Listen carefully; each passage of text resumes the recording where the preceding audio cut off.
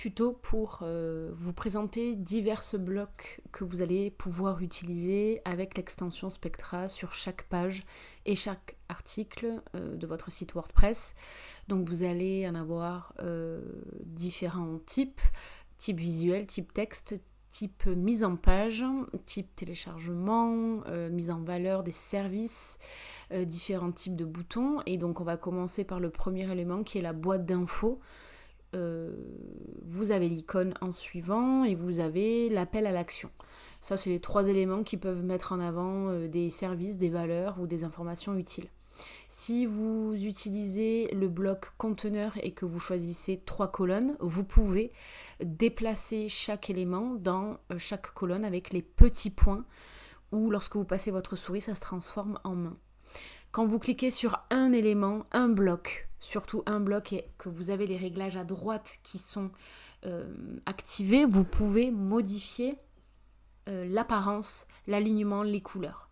Pour l'icône, pareil, lorsque vous cliquez dessus, vous avez toute une bibliothèque d'icônes différentes selon différentes familles, environnement, éducation, design. Et si vous voulez par exemple importer un bouton, une icône réseaux sociaux, vous avez Instagram et vous avez tout le reste. Pour l'appel à l'action, quand vous cliquez dessus, à droite, toujours dans les réglages, vous avez la forme du bouton, vous avez les contours, vous avez l'ombre, vous avez le lien bien évidemment, où il faut enlever le hashtag et le remplacer par l'URL adaptée. Donc vous prendrez dans un autre onglet l'URL dans la barre d'URL tout en haut et vous le copierez et vous le collerez dedans. Vous pouvez déplacer l'emplacement du bouton, vous pouvez changer les couleurs, les typos grâce au pot de peinture que vous reconnaissez. Donc si je change la couleur de mon titre et si je change ensuite la couleur de ma description, voilà, pour vous montrer, les couleurs sont pas jolies, mais ça vous montre le rendu, ce que vous pouvez faire en suivant. Si vous ajoutez un bloc en dessous de ces 3 éléments, vous avez par exemple le compte à rebours, si vous lancez une nouvelle collection, un nouveau service, ou si vous parlez d'un événement, un salon, une foire à laquelle votre entreprise va participer. Vous avez les couleurs, vous avez les encadrés de chaque élément, vous avez les types de séparation entre les jours, les mois, les heures, les secondes. Vous pouvez mettre un arrière-plan dans chaque élément. Si on passe à l'autre bloc, qui est la galerie d'images, que vous aimez beaucoup, vous pouvez sélectionner différents types d'images, plusieurs à la fois, lorsque vous allez directement dans votre ordinateur, dans votre bibliothèque d'images. Donc vous cliquez, vous faites un contrôle sur votre clavier pour en sélectionner plusieurs à la fois, et vous cliquez sur ouvrir pour pouvoir les téléverser dans votre médiathèque.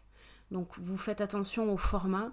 En JPG ou JPEG, c'est le format le plus adapté. Une fois que tous les visuels sont importés, téléversés, vous allez avoir le bouton en bas à droite qui s'active, qui devient bleu, sur lequel vous allez pouvoir cliquer et sur lequel, en cliquant, ça va importer les images dans votre galerie. Pensez à importer un nombre pair d'images. 6, 8, c'est plus agréable.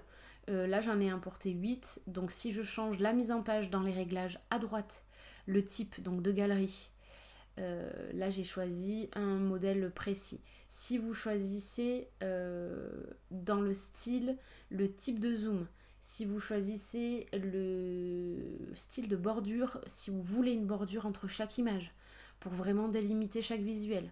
Si vous retournez ensuite dans l'écart des colonnes, pour espacer ou pas en dessous, toujours dans le pot de peinture, dans style, dans les réglages, j'insiste sur la colonne réglage à droite, ça va vous permettre de personnaliser à 100% votre galerie.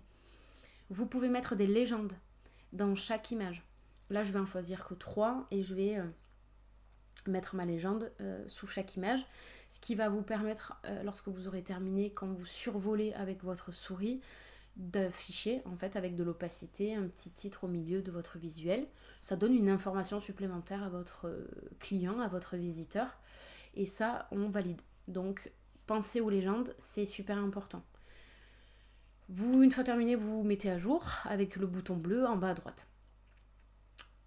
Pensez à vérifier si tout est en ordre et vous pouvez publier ou mettre à jour en fonction de votre action.